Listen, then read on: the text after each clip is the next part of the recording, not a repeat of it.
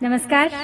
श्रीमद् वाल्मीकि रामायण अखंड पाठ की इस श्रृंखला में आज हम पढ़ने जा रहे हैं अगले दो सर्ग, षट षष्टितमः एवं सप्त षष्टितमः सर्ग, यानी 66 और 67वां सर्ग। और हमारा आज का कथा वस्तु होगा राजा जनक का विश्वामित्र और राम लक्ष्मण का सत्कार करके उन्हें अपने यहाँ रखे हुए धनुष का परिचय देना, धनुष चढ़ा देने पर उनके सीता के साथ ब्याह का निश्चय प्रकट करना, श्री राम के द्वारा धनुर्भंग तथा राजा जनक का विश्वामित्र की आज्ञा से राजा दशरथ को बुलाने के लिए मंत्रियों को भेजना। तो आइए प्रारंभ करते हैं आज की यात्रा। ततः प्रभाते विमले कृतकर्मा नराधिपः विश्वामित्रं महात्मानमाजुहाव स राघवम्।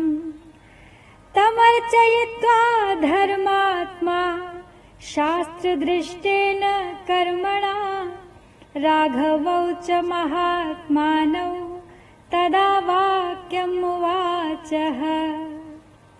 भगवन् स्वागतं ते अस्तु, किं करोमि तवानघ।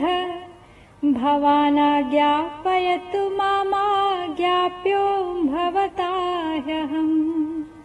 एवमुक्तः स धर्मात्मा जनकेन महात्मना प्रत्युवाच मुनिश्रेष्ठो वाक्यं वाक्यविशारदः। जब धर्मात्मा विश्वामित्र सभी महात्माओं से पूजित हो श्री राम लक्ष्मण सहित अपने विश्राम स्थल पर लौट आए, तदनंतर दूसरे दिन निर्मल प्रभात काल आने पर धर्मात्मा राजा जनक ने अपना नित्य नियम पूरा करके श्री राम और लक्ष्मण सहित महात्मा विश्वामित्र जी को बुलवाया और शास्त्रीय विधि के अनुसार मुनि तथा उन दोनों महामनस्वी राजकुमारों का पूजन करके इस प्रकार कहा। हे भगवान, आपका स्वागत है। निष्पाप महर्षि, आप मुझे आज्ञा दीजिए, मैं आपकी क्या सेवा करूं, क्योंकि मैं आपका आज्ञा पालक हूं। तो महात्मा जनक के ऐसा कहने पर वाक्य विशारद यानी बोलने में कुशल धर्मात्मा मुनिश्रेष्ठ विश्वामित्र ने उनसे यह बात कही। पुत्रौ दशरथस्येमौ क्षत्रियौ लोक विश्रुतौ द्रष्टुकामौ धनुश्रेष्ठं यदेतत् त्वयि तिष्ठति। एतद्दर्शय भद्रं ते कृतकामौ नृपात्मजौ दर्शनादस्य धनुषो यथेष्टं प्रत्यास्यतः। एवमुक्तस्तु जनकः प्रत्युवाच महामुनिम् श्रूयतामस्य धनुषो यदर्थमिह तिष्ठति। तो विश्वामित्र कहते हैं, महाराज, राजा दशरथ के ये दोनों पुत्र विश्वविख्यात क्षत्रिय वीर हैं और आपके यहाँ जो यह श्रेष्ठ धनुष रखा है उसे देखने की इच्छा रखते हैं। तो आपका कल्याण हो महाराज, वह धनुष इन्हें दिखा दीजिए, इससे इनकी इच्छा पूरी हो जाएगी और फिर ये दोनों राजकुमार उस धनुष के दर्शन मात्र से संतुष्ट हो इच्छानुसार अपनी राजधानी को लौट जाएंगे। तो मुनि के ऐसा कहने पर राजा जनक महामुनि विश्वामित्र से बोले, हे मुनिवर, इस धनुष का वृत्तांत सुनिए। जिस उद्देश्य से यह धनुष यहाँ रखा गया वह सब बताता हूँ। देवरात इति ख्यातो निमे ज्येष्ठो महीपतिः न्यासोऽयं तस्य भगवन् हस्ते दत्तो महात्मनः। दक्षयज्ञवधे पूर्वं धनुरायम्य वीर्यवान् विध्वंस्य त्रिशदान् रोषात् सलीलमिदमब्रवीत्। यस्माद् भागार्थिनो भागं नाकल्पयत मे सुराः वरांगानि महार्हाणि धनुषा शातयामि वः। ततो विमनसः सर्वे देवा वै मुनिपुंगव प्रसादयन्त देवेशं तेषां प्रीतो अभवद्भवः। प्रीतियुक्तस्तु सर्वेषां ददौ तेषां महात्मनां तदेतद्देव देवस्य धनुरत्नं महात्मनः। न्यासभूतं तदा न्यस्तमस्माकं पूर्वजे विभौ अथ मे कृशतः क्षेत्रं लाङ्गुलादुत्थिता ततः। क्षेत्रं शोधयता लब्धा नाम्ना सीतेति विश्रुता भूतलादुत्थिता सा तु व्यवर्धत ममात्मजा। हे भगवान, निमि के ज्येष्ठ पुत्र राजा देवरात के नाम से विख्यात थे। उन्हीं महात्मा के हाथ में यह धनुष धरोहर के रूप में दिया गया था। कहते हैं पूर्व काल में दक्ष यज्ञ विध्वंस के समय परम पराक्रमी भगवान शंकर ने खेल खेल में ही रोष पूर्वक इस धनुष को उठाकर यज्ञ विध्वंस के पश्चात देवताओं से कहा, देवगण, मैं यज्ञ में भाग प्राप्त करना चाहता था, किंतु तुम लोगों ने नहीं दिया, इसलिए इस धनुष से मैं तुम सब लोगों के परम पूजनीय श्रेष्ठ अंग मस्तक काट डालूंगा। तो हे मुनि श्रेष्ठ, यह सुनकर संपूर्ण देवता उदास हो गए और स्तुति के द्वारा देवाधिदेव महादेव जी को प्रसन्न करने लगे। अंत में उन पर भगवान शिव प्रसन्न हो गए। प्रसन्न होकर उन्होंने उन सब महामनस्वी देवताओं को यह धनुष अर्पण कर दिया। वही यह देवाधिदेव महात्मा भगवान शंकर का धनुष रत्न है, जो मेरे पूर्वज महाराज देवरात के पास धरोहर के रूप में रखा गया था। एक दिन मैं यज्ञ के लिए भूमि शोधन करते समय खेत में हल चला रहा था। उसी समय हल के अग्रभाग से जोती गई भूमि हराई या सीता जिसे कहते हैं, उससे कन्या प्रकट हुई। तो सीता हल द्वारा खींची गई रेखा से उत्पन्न होने के कारण ही उसका नाम सीता रखा गया। पृथ्वी से प्रकट हुई वह मेरी कन्या क्रमशः बढ़कर सयानी होती गई। वीर्य शुल्केति मे कन्या स्थापितेय मयो निजा भूतलादुत्थितां ताम तु वर्धमानां ममात्मजाम्। वरयामासुरागत्य राजानो मुनिपुङ्गवा तेषां वरयतां कन्यां सर्वेषां पृथिवीक्षिताम्। वीर्यशुल्केति भगवन्नादामि सुतामहम् ततः सर्वे नृपतयः सम्मेत्य मुनिपुङ्गव मिथिलामप्युपागम्य वीर्यं जिज्ञासवस्तदा तेषां जिज्ञासमानानां शैवं धनुरुपाहृतम्। तो अपनी इस अयोनिजा कन्या के विषय में मैंने यह निश्चय किया कि जो अपने पराक्रम से इस धनुष को चढ़ा देगा उसी के साथ मैं इसका ब्याह करूंगा।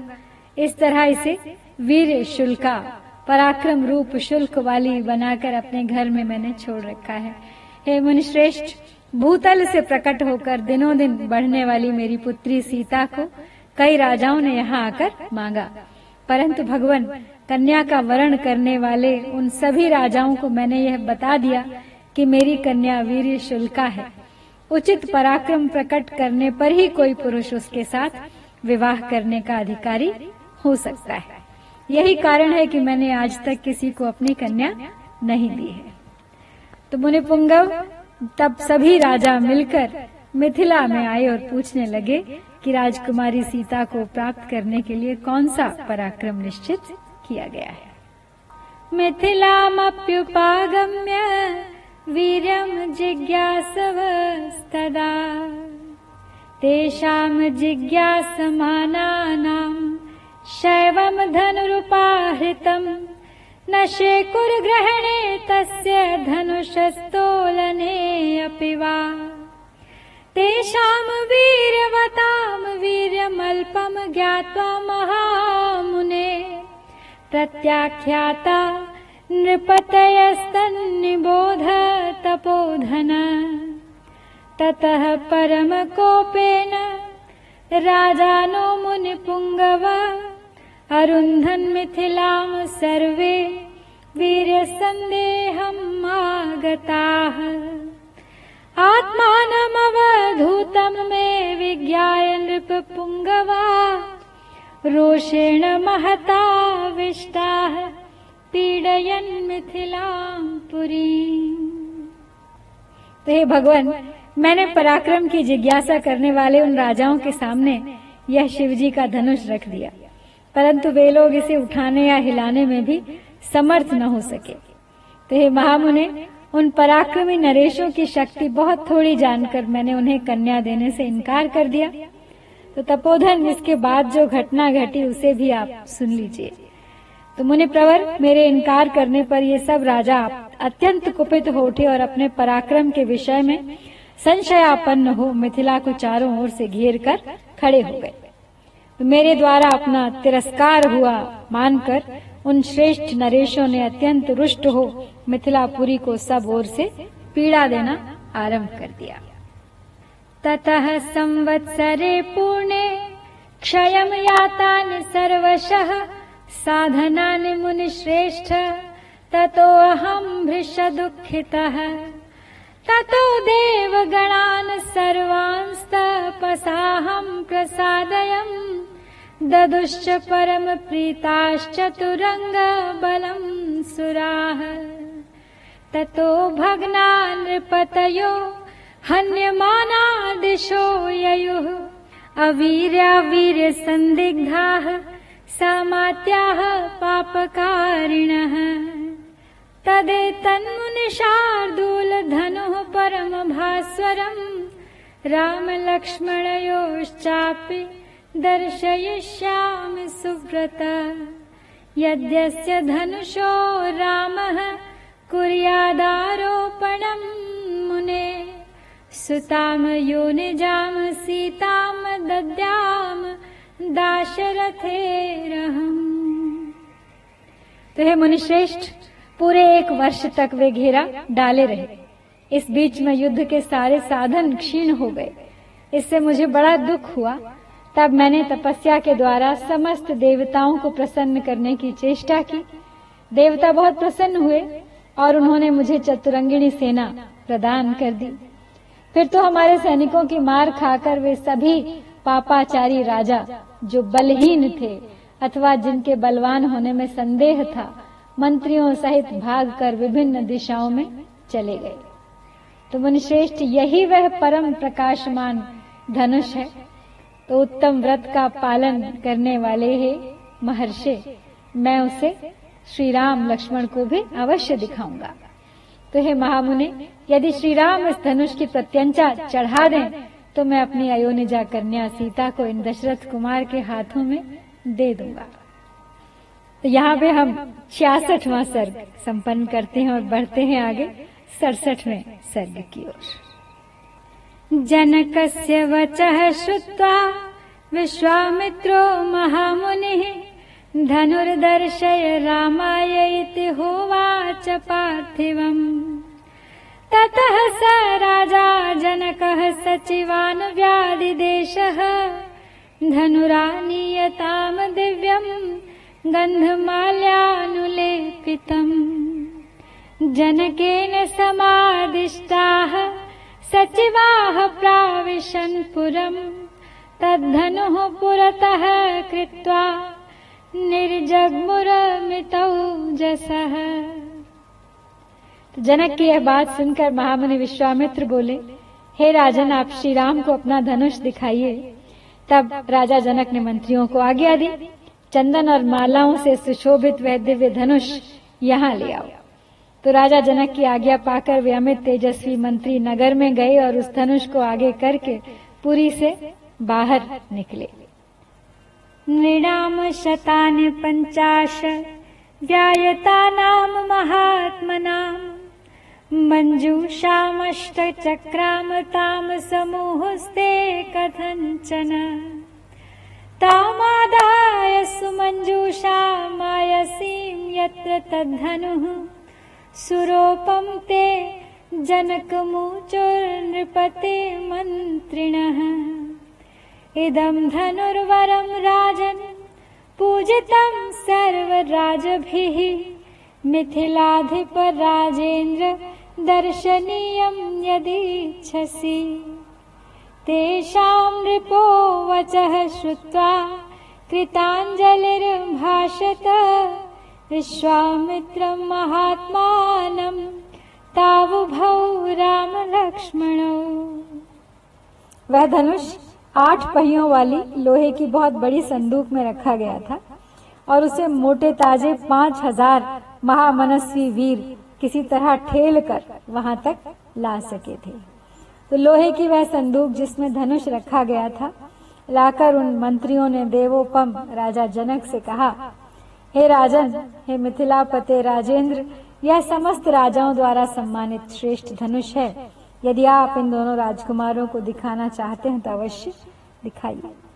तो उनकी बात सुनकर राजा जनक ने हाथ जोड़कर महात्मा विश्वामित्र तथा दोनों भाई श्री राम और लक्ष्मण से कहा, इदं धनुर्वरं ब्रह्मन् जनकैरभिपूजितं राजभिश्च महावीर्यैरशक्तैः पूरितं तदा नैतत्सुरगणाः सर्वे सासुरा न च राक्षसाः गन्धर्वयक्षप्रवराः सकिन्नरमहोरगाः क्व गतिर्मानुषाणां च धनुषोऽस्य प्रपूरणे आरोपणे समायोगे वेपने तोलने तथा।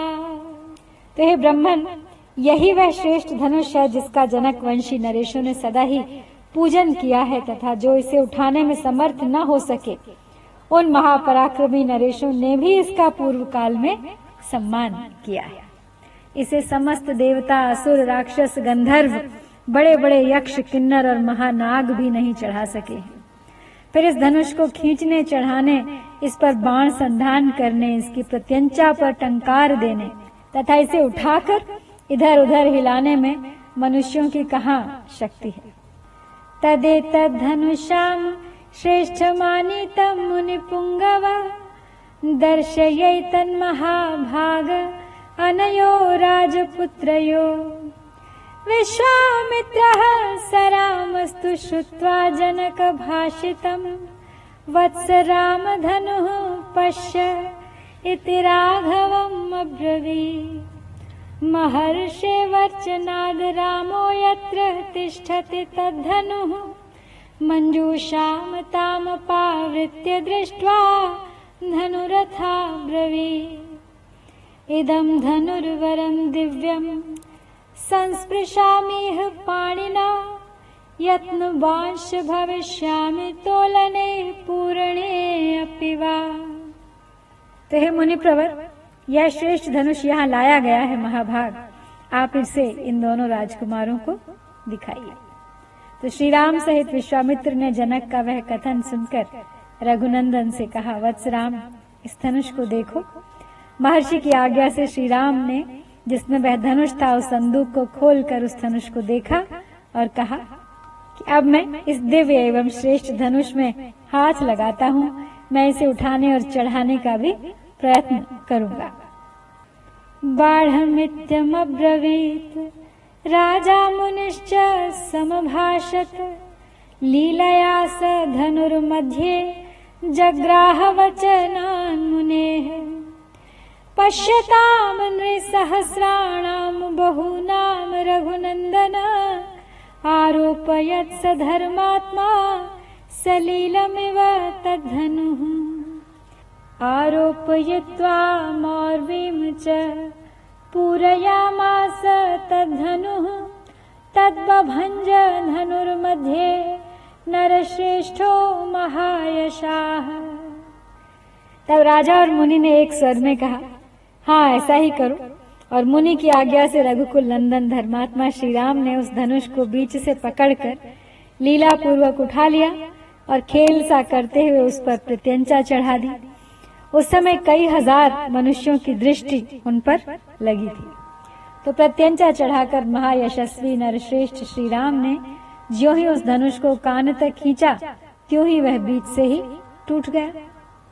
तस्य शब्दो महानासी निर्घात समनिः स्वनः भूमिकम्पश्च सुमहान् पर्वतस्येव दीर्यतः निपतुश्च नराः सर्वे तेन शब्देन मोहिताः वर्जयित्वा मुनिवरं राजानं तौ च राघवौ प्रत्याश्वस्ते जने तस्मिन् राजा विगत साध्वसः उवाच प्राञ्जलिर्वाक्यं वाक्यजो मुनिपुंगवम्। तो जैसे वो धनुष टूटा, टूटते समय उससे वज्रपात के समान बड़ी भारी आवाज हुई। ऐसा जान पड़ा मानो पर्वत फट पड़ा हो और उस समय महान भूकंप सा आ गया। मुनिवर विश्वामित्र, राजा जनक तथा रघुकुल भूषण दोनों भाई श्री राम और लक्ष्मण को छोड़कर शेष जितने लोग वहां खड़े थे वे सब धनुष के टूटने के उस भयंकर शब्द से मूर्छित होकर गिर पड़े। तो थोड़ी देर में जब सबको चेत हुआ तब निर्भय हुए राजा जनक ने, जो वाक्यज्ञ थे, जो बोलने में कुशल थे, वाक्य के मर्म को समझने वाले थे, हाथ जोड़कर मुनिवर विश्वामित्र से कहने लगे, भगवन् दृष्टवीर्यो मे रामो दशरथात्मजः अत्यद्भुतं चिन्त्यं च तर्किदमिदं मया जनकानां कुले कीर्तिमाहरिष्यति मे सुता सीता भर्तारमासाद्य रामं दशरथात्मजम् मम सत्या प्रतिज्ञा सा वीर्यशुल्केति कौशिक सीता प्राणैर्बहुमता देया रामाय मे सुता। तो हे भगवान, मैंने दशरथ नंदन श्री राम का पराक्रम आज अपनी आंखों से देख लिया। महादेव जी के धनुष को चढ़ाना यह अत्यंत अद्भुत, अचिंत्य और अतर्कित घटना है।